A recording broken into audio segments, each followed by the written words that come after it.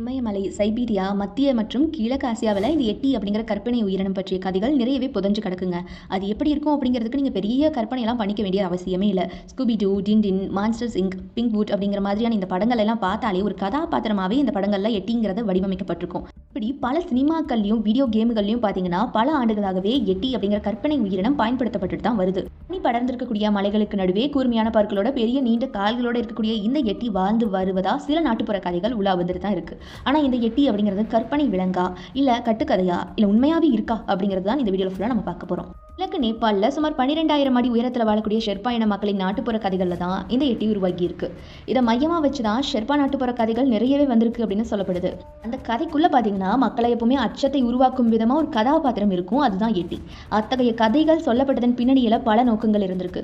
உத்வேகம், அறநெறி இந்த மாதிரியான விஷயங்களை குழந்தைகளுக்கு கற்று தரணும் அப்படிங்கிறதுக்காக குழந்தைகள் குடியிருப்புகளுக்கு பக்கத்திலேயே பாதுகாப்பாக இருக்கணும், தவறி வேற எங்கேயும் அபாயம் இல்லாமல் பார்த்தீங்கன்னா ஒரு பக்கமாகவே போய் விளையாடிட்டு வந்துடணும் வீட்டுக்கு. இந்த மாதிரி எப்பவுமே அச்சமூட்டும் வகையில தான் எட்டியை பற்றி இவங்க ஒரு சில கதைகளை கட்டியிருக்காங்க.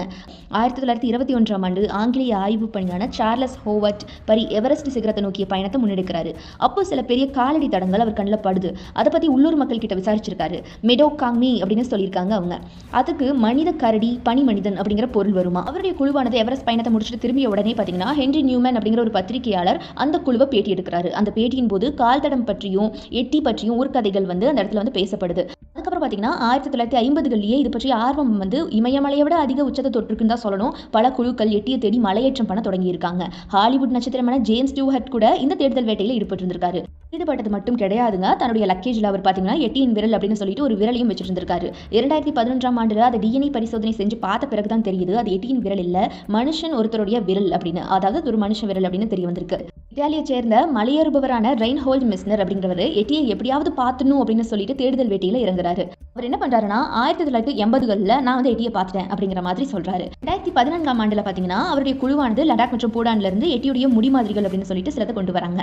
அது டிஎன்ஏ ஆய்வு செய்யறாங்க. அப்ப செஞ்ச போது பாத்தீங்கன்னா 40,000 ஆண்டுகளுக்கு முன்னாடி வந்த துருவ கரடிகளின் மரபணுவோட ஒத்து போகுது அப்படின்னு சொல்லப்படுது அந்த விஷயம். ஆனா இப்போ கூட குரங்கு மாதிரியான ஒரு விலங்கு இமயமலையின் பனிமலைகளினோட வாழ்ந்து கொண்டிருப்பதா பலருமே நம்புறாங்க. அப்படிப்பட்ட நம்பிக்கையில தான் இந்திய ராணுவமோ அப்படி ஒரு பதிவை போட்டிருக்குங்க. அது மட்டும் இல்லாம இந்த பனி மனிதன் கதைகள்ல சொல்லப்படுறது மாதிரி இல்லாம அதுவும் மனுஷங்க குரங்குகள் மாதிரி தான் இருக்கும் அப்படின்னு ஒரு கருத்துக்கள் முன்வைக்கப்படுது. அறிவியல்ல இத கிரிப்டோஸ்வாலஜி அப்படின்னு சொல்லுவாங்க. அதாவது சில விலங்குகள் வாழ்ந்ததுக்கான எந்த விதமான வாழ்வாதார ஆதாரங்களும் கிடைக்காத வரை அப்படி ஒரு உயிரினம் இருப்பதா சொல்லவே முடியாது.